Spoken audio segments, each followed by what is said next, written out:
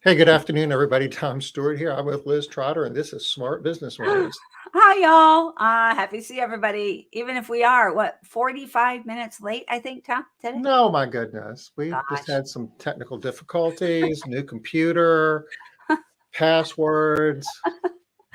Oh, y'all, you think getting a new computer is such a dream, and I do like it, but the challenges. So also, we also had a challenge because our guest can't make it today. Hey, Denise. She had something pop up at the last second or roll by at the last second. Hey, Tom, you know what? I was just thinking though, I would love to talk about this new book that we're reading. And I don't know that we want to talk about that, but we could. And then Okay. the other thing that I thought we could talk about is maybe what we're going to be doing in Vegas. Uh, that's another thing that would be like interesting, fun to talk about. But actually, before we do any of that, um, how about we just do a quick Issa Kiss and talk about what ISSA is up to right now? I know they're prepping really hard for convention, and They are. yeah, Let's pull that out. Let's see okay. what's going on in the ISSA world. Okay, I need I, re- to. I really like. I feel ethereal with this stuff in the background, like, woo. For Okay. people listening on a podcast, they're like, "What? Why is she ethereal?" Yeah, sorry, y'all. My background is giving me a little bit of grief over here. How you doing, Denise? So I am going to if you go to arcsy.org, it will redirect to residential.issa.com. And I'm going to go to events and education and ISSA show North America. Hey, And here we are. Oh, early bird ends at the end of this month. So we still have like a week and a half. yeah, like 10 days. What is the early bird special, Tom? Uh, Guess it depends if you're a member, and I'm assuming everybody here is. If not, you should be. Do that Well, you first. gonna make me log in. What? All right. Well, We may not know. We may never we're not know. gonna know. Oh, Yeah. we save $100 if All right. you do that. That's good. Save $100. That's good. Um, but even if I had to pay an extra $100, I'd still be going. So it's a great event. Not only the showroom floor, and we talk a lot about, I know, the convention and all of the different reasons why you should go, etc. Um, but I just have one thing that I wanted to say today. One thing that is happening that we haven't talked a ton about is every day they have a quick check-in. I can't remember what they call it, coffee and chat maybe, on the showroom floor in the booth, in the ISSA booth. Are there multiple ISSA booths? Like, we probably have an ISSA residential booth, I'm guessing. I Yeah. think residential has its own. There's a whole. I forget what they call it, like a community. Our whole little section, our Yeah, residential cleaning section. yeah, Yeah. and there and the ISSA residential is there. I think I see Trisha Lake trying to pop in here after I all. do. I do see something happening there. Yeah. I'm not sure it's all the way there, but we'll Yeah. see. This looks a little blank still, but we'll see. So anyway, what I was saying, while Trisha, we see if Trisha's going to be able to overcome some tech difficulties she might be having. Um, One of the things they do is with that coffee and chat, the conversation and coffee, whatever they call it. It's really fun. And hey, Trisha. And all right, it looks like she was able to overcome the little challenge she was having there today. Hey, Um, Trisha, how are you? maybe not all the way She's overcome. muted. Maybe not. Yep, Maybe she's not. muted. I might be able to unmute her. I don't know. She lost video too, though. All right. So while they're figuring out their little tech thing, it is a great thing to do. Jumpstart your day. Go there in the morning. One of the things that they do there is they have a drawings of quite a few. Last year, I think there were like 10 different drawings each morning where they're giving away a bunch of stuff, a lot of free things, some amazing things. I know Debbie Sardone gave away her, what's that? What's the big event? I can't believe it's like escaping me because I'm all stressed out about Trisha. Oh my goodness. This is crazy that I can't think of it right now. Cleaning business fundamentals. No, it's not the fundamental. Maybe it is. I think she did give away fundamentals too, the cleaning business fundamentals course. But they have the one big, large event. I believe that's in February each year, and she gave away access to that last year. So I know that was a really big prize. We always give away. Core Profit Builders always gives away quite a few things. We'll be doing the same thing this year. And also Listening Sells, the new sales program that Dan and Maria and I just launched, will be giving away some stuff then too. Cleaning Institute.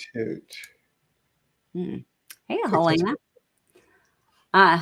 Expand upon Cleaning Institute. I'd love to hear a little bit more about what Is you that are is commenting. that what Debbie's giving away, or is that something different? No. I know that they give away some, like, ISSA Residential gives away PHC classes. Yep. There's a lot of cool stuff. So much stuff. They gave away a vacuum cleaner last year, maybe even multiples. I can't even think of all the different things that they gave away, but who knows what they'll be giving away this year. But even if you don't win a prize, I feel like everybody won something last year. Oh, Sharon gave away her training last year. Sharon Timberg. I'm sure she'll be doing something similar. And she's partnering with ISSA on that, and I think they're offering that through the learning management system. So that's gonna be really nice. Yeah. That's gonna be awesome for people. So even if you don't win anything at the morning event, you'll still have a good chance to jumpstart your day, find out what other people are doing. It's I really like going there in the morning and kind of getting my day started that way. I did it. Actually, this is maybe the fourth. That we skipped a year because of COVID. Yeah. So we did kind of did it online. It was just. And we did do it. We did the conversation and chat thing or conversation and coffee thing online too, but it was harder, much harder online. So much better. It's where you really realize how nice it is to connect up with people in real time, in real life. And just so you know, we call it coffee and chat, I think is what they call it. Yeah. You have to bring your own coffee though. Yeah. Don't do like I did and show up expecting to get a cup and it's not. It's not happening. Bring your own coffee. Oh, you're back, Trisha? Maybe? I'm back. Oh, awesome. Yeah. We can hear you. Can you hear me? Yeah. We got good. Wow. We got sound. We got picture. Man. What's the temperature there, Trisha? Like 75, I think. Oh, that's not too bad. That's I know one nice. time Liz did one of these from the car and the temperature was like 110. And yeah, we had to call EMS. Oh my gosh. You know Tom's stories. They get she wouldn't crack the window because it was making too much noise. It got so hot her phone shut down. Oh my gosh. That is true. Well, I had to go hide in my garage. I got 7 people in my house, so I had to go hide somewhere. That's funny. And you're hiding in your garage. Well, you have a nice, comfortable garage though, so that's not bad. I sit in your fancy car. Yeah. So see, what's your fancy car, Trisha? I have a souped up pink Mustang. Oh yeah, I've seen that on Facebook. Car? Yeah. It's a GT. It's got the 5.0 in it. Yeah. Is it got a supercharger? Is it? Oh wow! Did it come with that, or did you put that in? I bought it all souped up. So Okay. someone Do they previously, come stock with a soup? I mean, they'll send it that way to you from the factory? I don't think so. No, like I everything on think, this car is almost all aftermarket. yeah, I'm thinking the supercharger, somebody put that on after. Is it Yeah, there's is it there's a manual ton or of there's automatic? a ton of work done to it. Is it an automatic or manual? Definitely a manual. Yeah. Manual. Oh, Yeah, so she cool. chirped a couple of times when she was when I was in Fargo last time. She chirped coming off the line a couple of different times. I was like, whoa, okay, a little bit of power on that thing. Works on your neck a Yeah. little bit, doesn't it? Yeah. Yeah. Hey, I tried to baby it with Liz though. you actually no, she did. She drove really mellow, but I think it just has a lot of power. Mhm. So like every once in a while, I was like, I know when Tim would drive the Ferrari every once in a while, he'd come hot off the line and be like, hey, stop it. Yeah. Yeah. You So, can spin the wheels out in fourth gear, which is kind of insane. Wow. well, I'm glad I you used to be a that. defensive driving instructor, so I appreciate the caution you're taking. I did. Was I that took good care of before Liz. or after you got that last ticket that you got? No, I was framed. It was the last day of the month, and they needed to make their quota. I didn't do it. That, Oh my that gosh. doesn't count. Excuses. Yeah. So now that we have Trisha here, I really want to, because she could literally talk about this topic for days. And so I want to get talking about it because we only have like 40 minutes here. But Trisha, you're coming on to talk about your culture and some of the things that you've done to create a strong culture. And one of the things that we always talk about how to create it, but one thing that people don't talk a lot about is the benefits that you get from having a really strong culture. I was wondering if you would talk a little bit about that. Hey, Denise, the best culture around, she says in all caps. Yeah. I don't know if Yeah. I mean, ultimately, the benefit of having a strong culture is that you have people wanting to come work for your company. They want to get their foot into the door of your company. It's less of you chasing people. And then people feel proud about where they work, and that reflects in their work that they're actually doing. It just makes the whole company run smoother, more organized. Just everything is more streamlined when you have a good company culture. Like your culture is the core of their company. And so if that's not on point, the whole company is not going to run. there's Or always run gonna very be well struggles. anyway. Yeah, It always has gonna be issues. struggles. Yeah. Yeah. So, is there like a 5-point checklist, or what? How do you what do you have to do to make that happen? Sounds hard. No, I mean, everyone's culture is going to be different, right? So I think it kind of goes back to, for one thing, is like, what is your core values? What are the things that you want in your company to really make a difference and matter? And then you have to build a culture around those core values, in my opinion. And everything has to tie to those. So,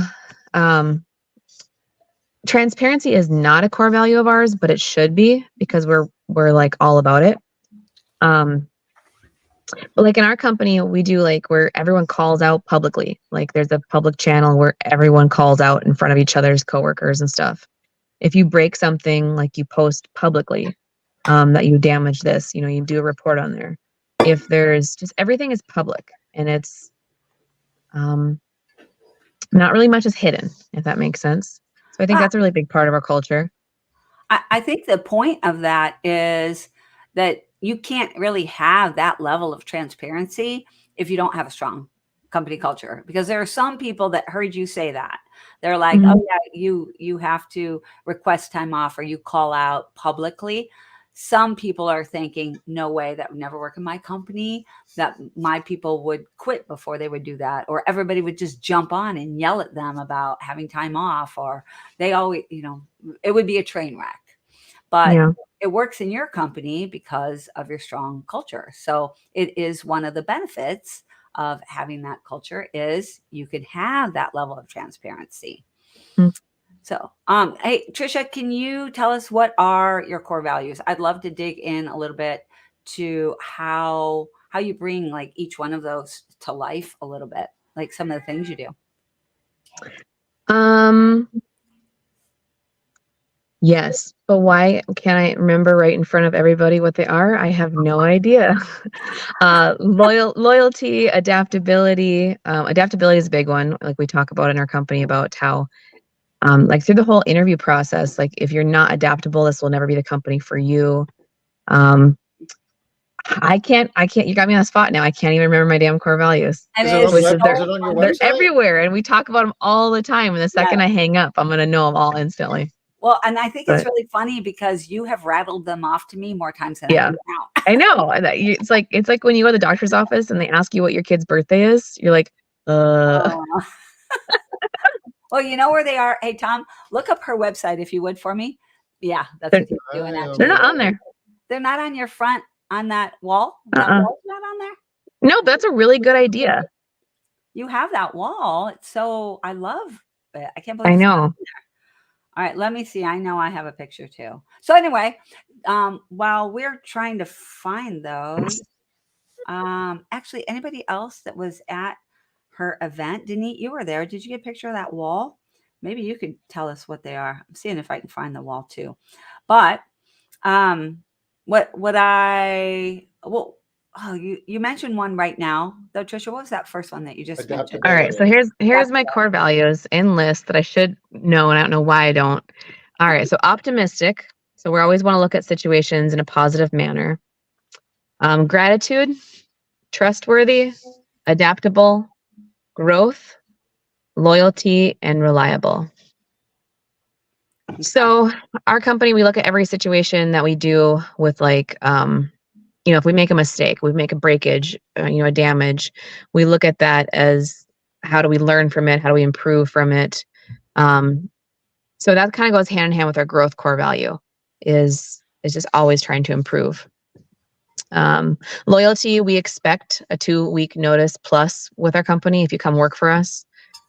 Same reason of like, if you mess up, if you break something, we don't just fire you, right? Like we are loyal to you and we will work to help improve you and grow you throughout the company. So all of our core values really go hand in hand with all of our hiring decisions, all of our termination decisions, all of everything. That's what I was kind of hoping you could get into a little bit to start us out. Is how do each of your core values tie into your hiring process? Because you do have a really unique hiring process. A lot of people are following kind of the same thing that everybody else does. Yours is very unique. You created it yourself.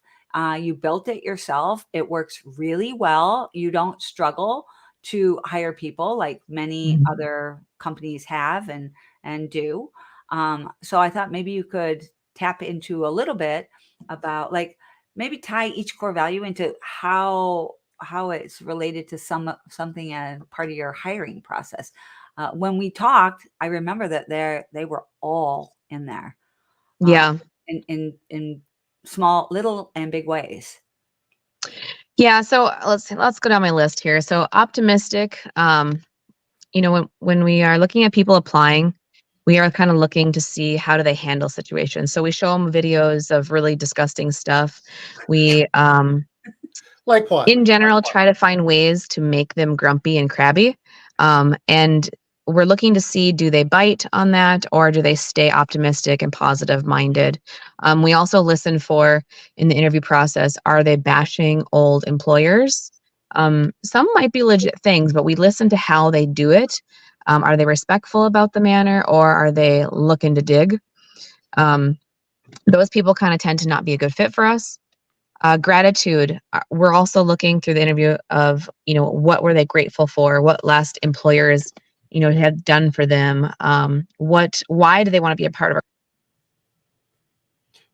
Uh-oh. Tom, you're so happy that she cut out right there because you really want to know about. I wanted to know what the disgusting things were. Yeah, she does. Yeah, he does. I could see him just like chomping at the bit. Give me an example. Do you have any pictures? Oh, did I cut out? Yeah. No. So discussing things like we'll show a video of just like really bad before and afters and stuff. And like there's this picture in particular that has an elderly man's bathroom and it's all handicap accessible and it's just really, really bad. And we show this picture in this video and we just simply say, hey, like when you see this, what do you think? And it's a group style interview so we can see their faces. and they just simply, you can see the ones go, yeah, and then I say, what do you think about this? Or like, what's the first thing that comes to your mind? The people that go, well, it's gross, I instantly know it's not going to be a good fit. Like, we're going to send them to gross stuff. The ones that go, well, my first thought was, oh man, that's bad. But, I can see that they have a handicap accessible toilet and stool, and this is somebody that really needs our help. So those are the ones that I'm like, yep, they get it. Because we're not hiring people because they love to clean. The majority of my people, yeah, they like to clean, but that's not why they're working for a company. They're working for a company because they want to come in, they want to make a difference in people's lives, and this is how they're able to do so. But they have to know that and see that and want that in order to know that this job is for them. If they're just coming because they like to clean toilets, it's probably not a long-term thing that they're going to like to do. So really similar to like, what are they called? The not the physician's assistants. The home helpers. Like when they come in and they help assist elderly people. Absolutely. Yeah. Nobody says, ooh, I want to wipe a butt today, right? Like no one says that. Yeah. But when they get to go into a home and say, I am able to assist people stay into their homes longer and live a healthier life, that's why people should be doing those jobs. Yeah. And so when we are hiring people, we're actually looking for people that, do they need this job? Yes or no. Do they want this job? Yes or no, type thing. If people just need a job, we don't really want them. That's not really the fit that we want. We want people that want our job. So in our area, there's a bajillion jobs out there. So I want people that fight to come into our company and want to be at our company. Because if not, they'll be taken instantly within 2 months by any other company. And so my hiring process is really long because I'm wanting them to fight to be at our company and prove to me. Huh? Talk about it. Talk about how they have to fight for it. We like fights. We don't got long enough to go over my whole thing. No, but I mean, I make them do, they have to do, they have to watch certain videos. They have to do certain tasks multiple times sometimes. And we like to see if we ask them to do the same thing over again, are they annoyed by that? Or do they happy-go-lucky go and do it? They have to almost write an essay to us of why they want to be in our company and telling us all the different things that they learned over an hour-long video that we require them watch. I remember you sharing that in the past. You actually have them like write a letter to you explaining why they want to work. Yeah. For you. Like I said, we make them fight for it. And so it's not a short hiring process at all. And I want it to be difficult. And even once we finally hire them, we only hire them for a 2-day temporary position. And we let them work for 2 days. We tell them it's a temporary position. And after the 2 days is complete, then we evaluate, do we want to move them forward with a full offer or let them go? 50% of the time we let them go. The other 50% we take them on. But every single step of the way, every time they graduate to a new step, they feel honored and privileged that they're getting to move along the line. So when they actually secure a job with us, it feels really good because they fought for it. So anyone that has a college degree or that they've had to work towards something in life, right? It took time to get to that. And so once you get to it, you appreciate it. If you're handed something in life, you don't really appreciate it. And so I don't know, Trisha, I have to argue one thing. Okay. Tom really does appreciate that cup that he keeps holding up, and you just handed that cup to him. That's true. Cup. No, that's not true. I made him work for that. Do you know how? No, tell me. I made him deal with me for years of mental abuse. Nice. And I was looking for his optimistic and positive personality when I was sending him photos of random people. And because he successfully completed my mission, I gave him a cup. If I'd have known that's for the reason, I would have hit you up for something more than this lousy cup then. Oh, you know what? I don't hear gratefulness. I'm taking that cup back. Yeah, I'm like, oh, you're not. I am full of gratitude. Yeah. I appreciate that. I got that on my birthday, no less. Thank you. That was awesome. Basically, you make people jump through hoops to come into your company. It does two things. It makes the person that gets the job feel grateful that they got the job and they feel good about it. They feel proud about it. And two, it makes everyone else in the company know that their job was not easy to get, and it makes them feel better about working there. Right. When you hire anybody and everybody off the street, it devalues your current people and it makes them just irreplaceable, just replaceable and just not a big deal. All right. So that I do have to agree with, right? I was joking that you can hand people stuff and they just like it. Yeah. But absolutely, when people work for things, they appreciate it more than, and we all know that. We've all experienced it, right? When we work for something, we feel better about it as well. Mhm. One of the things that I know that you do is you're creating an environment that people want to come to even before they have had to jump through any hoops, right? There, Yeah. I know we saw people while we were there that wanted to work at one of your other locations, but you didn't have Mhm. openings over there, and they were Yeah. willing to drive how far? Hour and a half each direction. So 3 hours a day. Hour and a half. Oh, Yeah. Yeah. This wasn't just okay, they say they're going to do that, and then, a week later, they're like, okay, never mind. This Yeah. is people that were doing this for months. Months. Yeah. So yeah, that's become pretty common in my company, to where if I don't have an opening at one location, they will apply for whatever location is available, and they'll work that location until the location that they want to work at becomes available, so they can make the transfer. It's kind of an instant shoe-in for them to get that position in that location they want. Yeah. But they just have to do some driving 3 hours a day for a few months until that position opens in their area. But I think most people that are hearing you say that right now I are know. no, nobody's going to do Yeah. that. No, Yeah, these they are do. real people, y'all. These are real Yeah. people. Yeah. And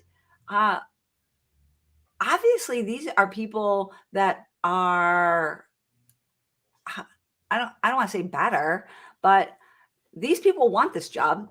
Yeah. So when they get the job, they're doing the job better. They're trying harder. They're They working care. They care a lot more. Yeah. more about the job. Yeah. So they're And I'll fight this comment, because I always, when people hear about like my hiring strategies and stuff like that, they always think it's weird, and they're like, "Oh, well, there must just not be that many jobs in North Dakota." That's not the case. Especially my area, we have like the lowest unemployment rate in like the entire nation. There's jobs everywhere. Everywhere. Amazon here is like, I think they have like 5,000 open jobs or positions right now. Like, there's just, every single place has jobs, and we are literally like one of the worst unemployment rates ever. And it's been like that since before COVID. So we've had these rates, these low, forever. And so we've always been fighting people. And so you just have to, I guess, learn how to fight better, if that makes sense.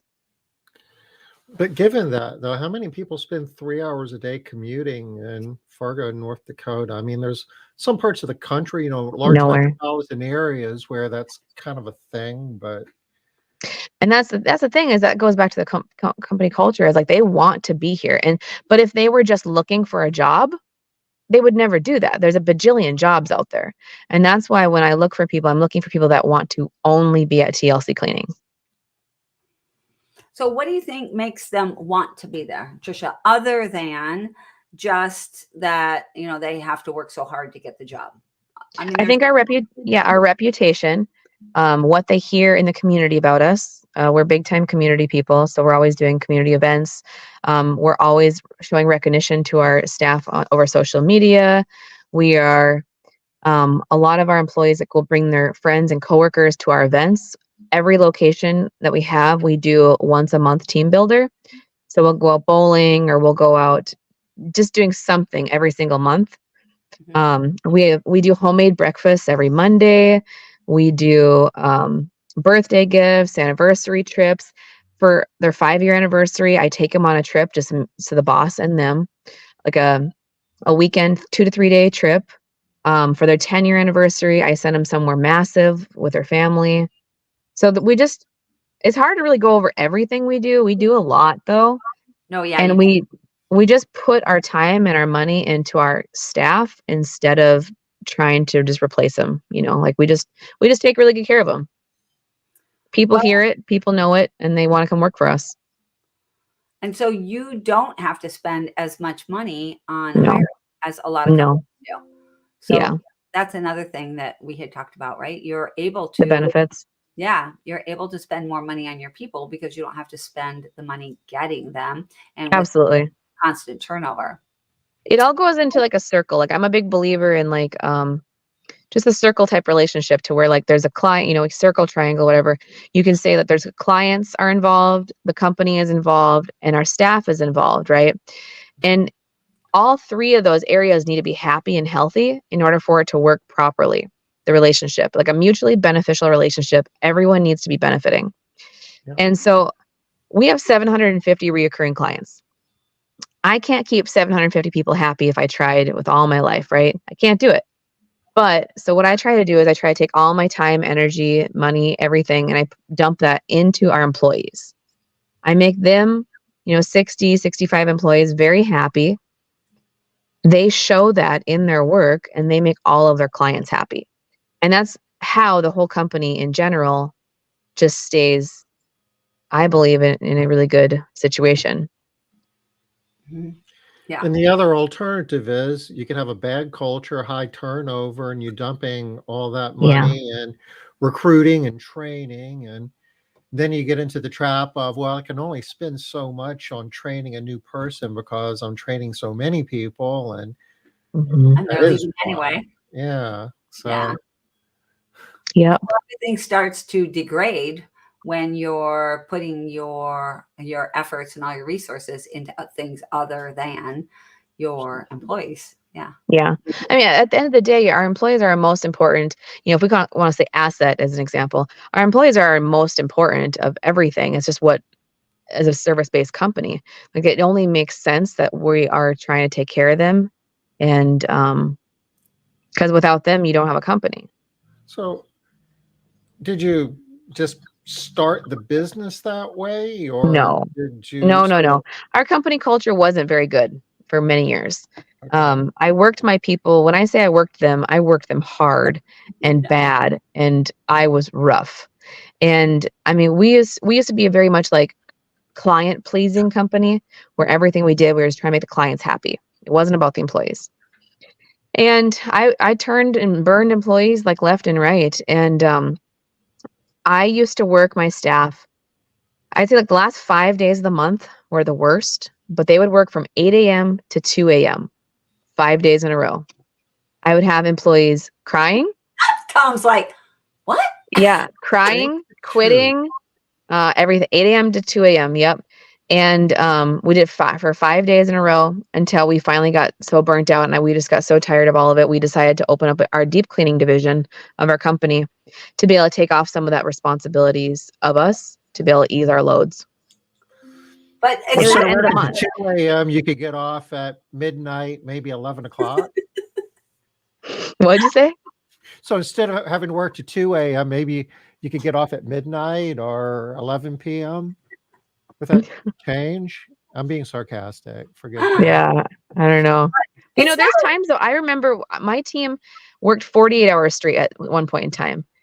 Like we had a new construction we were working on as a small company. Being a small company is hard, and that's where I think you have to take the brunt of everything.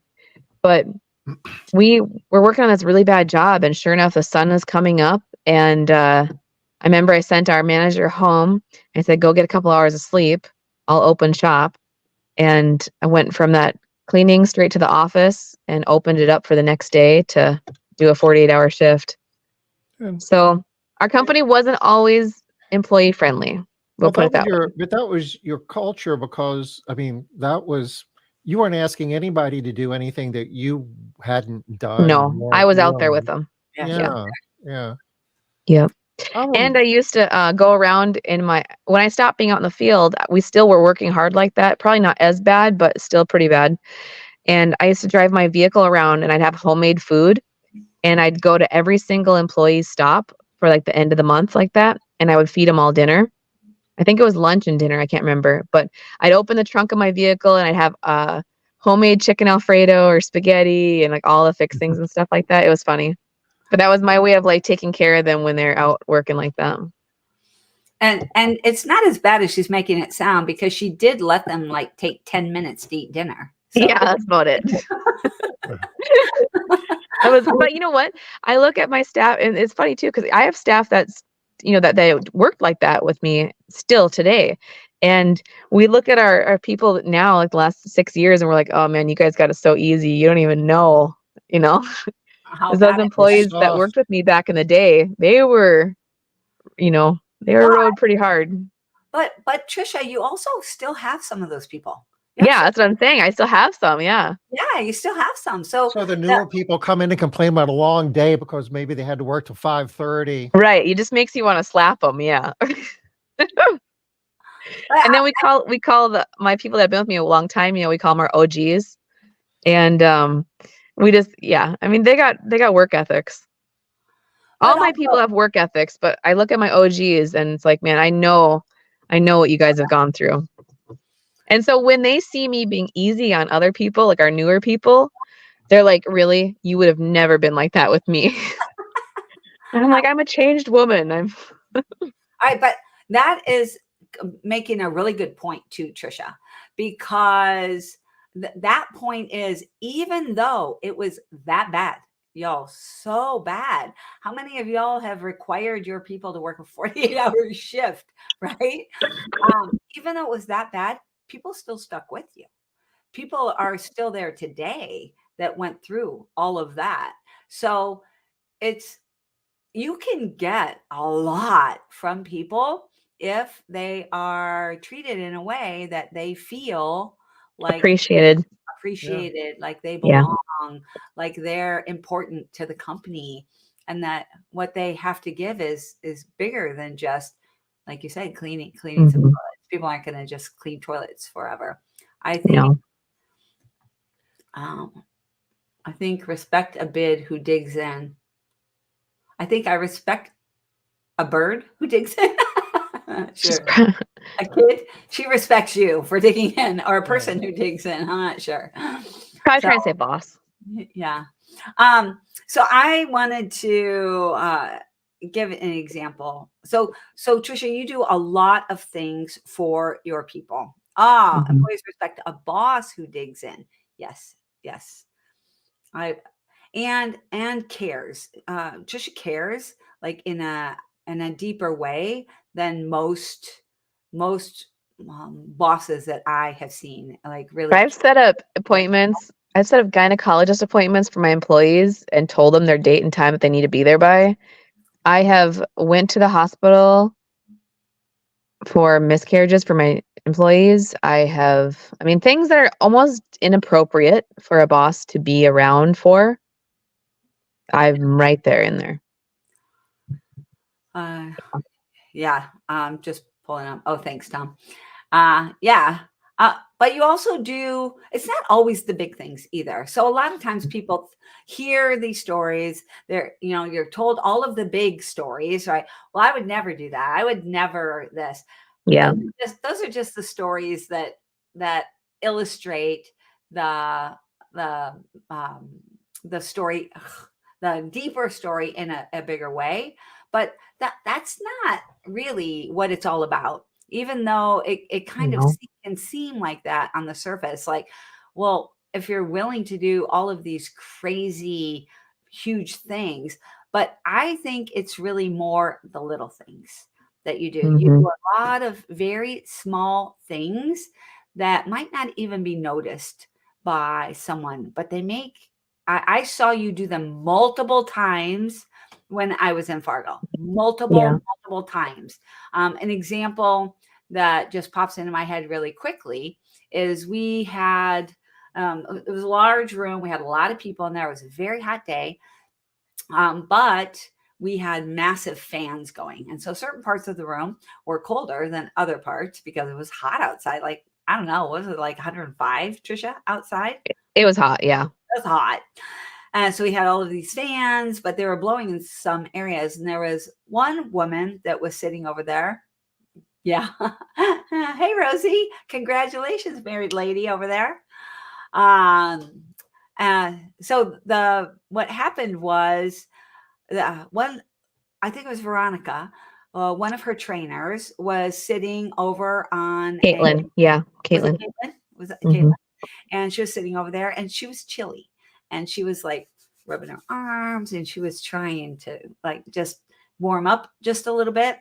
And everybody was talking. We're all in the middle of a training, and Trisha just looked over, took a double take, and immediately just jumped up and went and got her a blanket while everybody's talking in the middle of this training. She's still talking and grabbing a blanket and putting it on Caitlin to warm her up. Hmm.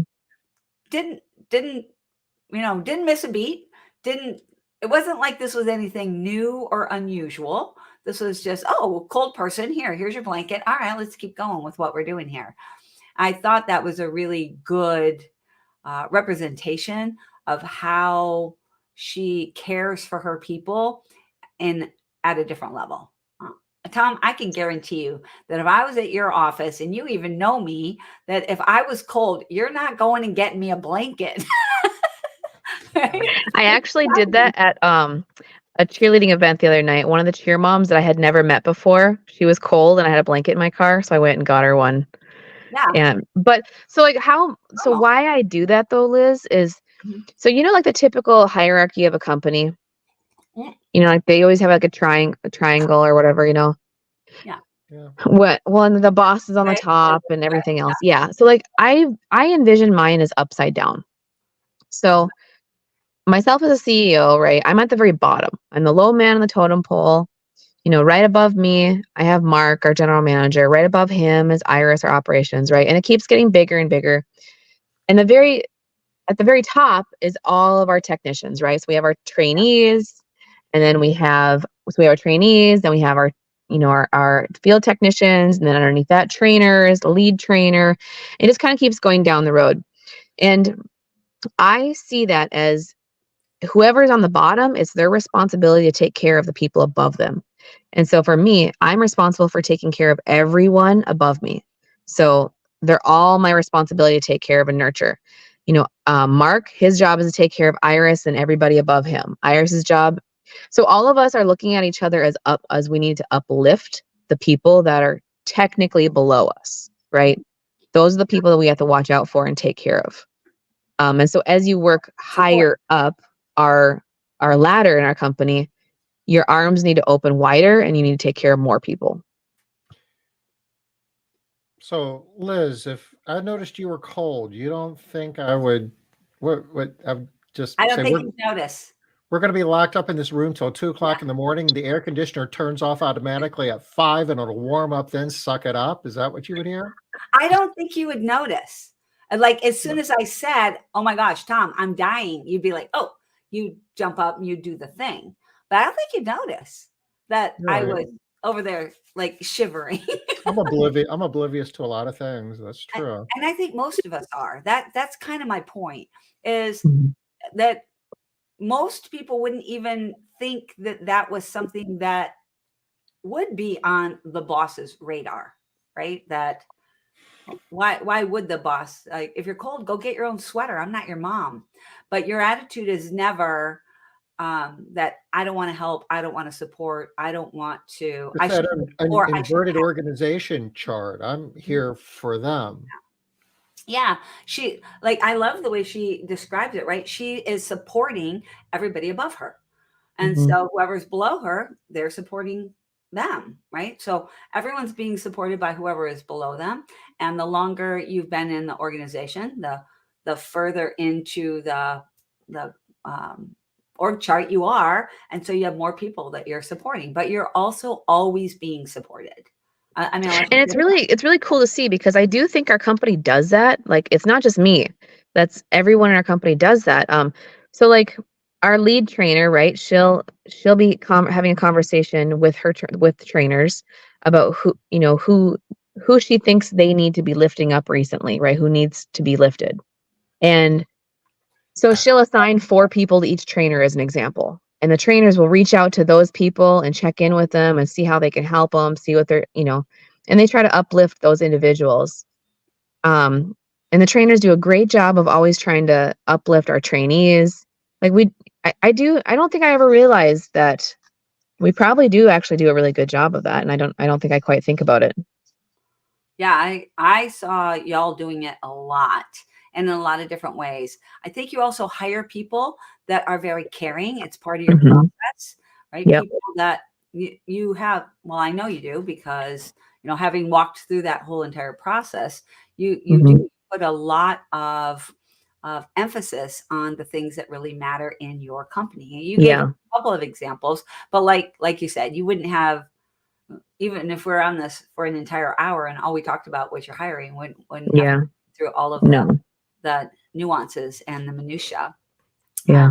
But it is a lot of little stuff that's really what we're listening for, is like when we're hiring, is we're listening for their caring heart, of, do they want to make a difference in someone's life? Do they care, or are they just doing this just for a paycheck? There's a bajillion jobs out there. There's no reason for us to hire somebody that's just looking for a paycheck. It's just, that's not the company that we actually just recently let somebody go because of that. I think she was with us. She got through our whole process and we looked back and we're like, I don't know how we let her slide through. And we let her go within 2 weeks because she was a great cleaner, great everything, great speed, great quality, but her heart wasn't what we need. What did that look like? What did it look like? How are you recognizing that her heart? How do you let somebody go? Say your heart's not right. Yeah, it's just what did it look like though? Tell us about it. Yeah, so what it looked like was her being very money hungry, her being very trying, because you think normal person is like, well, yeah, people go to jobs to get paid, but that's not the people I want working for me. So it would look, I don't know. I don't know how to explain it.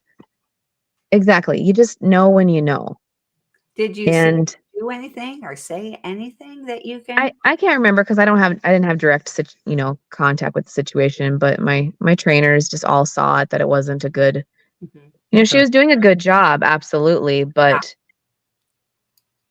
we need a little more heart, I think, put in than what she was. She just wasn't a good cultural fit. Yeah. Not a good fit. Yeah. Cultural fit. It wasn't for her. Yeah. Physicality and everything else should have been great. And if it was a different company, if we were a different company, it'd work, right? Yeah. Like, so we all know a certain person in our industry that has a very opposite type of personality than I do, very much like matter of fact and to the T, and that person would have done excellent in his company. That would have been a perfect fit. It would have been someone that would do exactly what they need to do when they need to do it. No extra no extra, but nothing else. Yeah. Not for us. Any of the emotional stuff that. Yeah. We kind of need some emotions behind it. Yeah. This is cool. This is cool. It doesn't feel like we've been sitting here for an hour. Maybe we got a little late start, but we are pushing up on top of the hour. You got anything, Liz, that you need to share before the time completely gets away from us? While you're thinking about that, I have one thing. We're doing our first Made Central live event on the road. We're going to be going to Detroit here, the 11th and 12th of October. We're going to be at Lisa Shaw's office. Woohoo! I love Lisa. It's going to be awesome. And we have a few seats left. It's pretty much, it's close to being booked out. We'll definitely book out. But if anybody wants to sign up for that, I dropped the link in chat. It's madecentral.academy. When is it? What are the dates, Tom? The 11th and 12th of October. 11th and 12th. Oh, yeah. I wish I could make that go. I would love to go see Lisa's place and see all she does. She does both residential and commercial. So that'll be a fun chance for people to see things a little bit differently too. That'll be fun. Yeah. I guess the last event, there was some discussion about how come you guys never take this on the road? And it's like, I don't know. Where could we do it? And Lisa jumped up and said, have it at my place. And She's probably surprised. Okay. We're going to be there in just a few weeks now. We'll just show up. Yeah. Well, I know that is a great event. The last one that you did, there were a ton of people. So the people in the circles are always struggling. How do I find all my numbers? I need all these different numbers. But that is one thing that is huge for people, is understanding, okay, now I know where to get them all. I know how to get them all. I know how to read them. People, not only do they need it, but they actually love it when they understand it and they can figure it out. It's, it's not when it's not easy, it's not as fun. And we've done this seven times. This will be the 8th time that we've done it. So we've kind of tweaked the program each time, and it's getting to the point where we believe that we're hitting the mark now. Yeah. I saw that too at the last one for sure. And it's very smooth. It's very comfortable doing it. How are you going to break people out, Tom? Have you decided that yet? Because that's one of the big parts, right? We're doing something a little bit different. One of the things that we've been getting feedback on is people want to be able to see more live demos. So rather than doing breakout sessions, what we're going to do is, like in the general session, people get to submit scenarios, questions, things they want to see in Made Central in advance, and everybody gets to log in at the same time. Oh, and everybody has like a demo account with their live data in it that they can go in and do stuff without breaking anything in production. Oh, so everybody gets to log into their that is demo cool. account and follow along. It's going to be cool. I know that one of the main things I know one of the things that a lot of people love is where they're able to see their quartiles, where they fall in the Made Central data. Are they one of the top people in this area, or are they at the bottom in this area? I know a lot of people love that. It's pretty powerful. Yeah. Even if they're at the bottom, they love it. Right? People say, oh, I'm in the 4th quartile here. And boy, I had no That's idea. the low-hanging fruit. You work on that, you can make a big difference. Easy peasy. I don't even know where to find that. So, I know of this class, Trisha, October 11th. Yeah, come on to Detroit. Go to I would. It's my daughter's birthday, though. Oh gosh. Okay. Well, yeah. And of course, somebody like you can't pass up on birthdays, kids' birthdays, or anybody else's, of course. Yeah. So Trisha, we only have really 1 minute left here, and a tight minute. What if you could give just one piece of advice to people, and that would have an impact on their culture in a really, really positive way? What would it be? Organize your company for everyone to uphold each other, I would say. Okay. Set up the structure so that everybody is holding everybody else up. All right. I love it. I think that's great. Well, that's it, Tom, I think. Is it? Yeah, we're at the top of the hour, so we're going to go ahead and call this a take. Hey, Trisha, thanks for sitting in the garage for the last hour and chatting with us. I'm getting hot. I know that. All right, y'all. Thanks, everybody. We will see you. Oh, actually, I won't be here next Wednesday. I'm going to be in Maine, Portland, Maine. I'm excited. You going to see Joe Walsh? Hopefully I'll see Joe, but I'm going to see Riss. I'm doing a 3-day on-site with her. Oh, cool. Okay. Riss and Tyler. Yeah. Well, somebody will be here. Okay. Somebody will be here. Will be here. Not or Trisha. Yeah. Probably Tom. Okay. So we'll see you next Wednesday, 5 o'clock Eastern. All right. Bye-bye. Bye, y'all.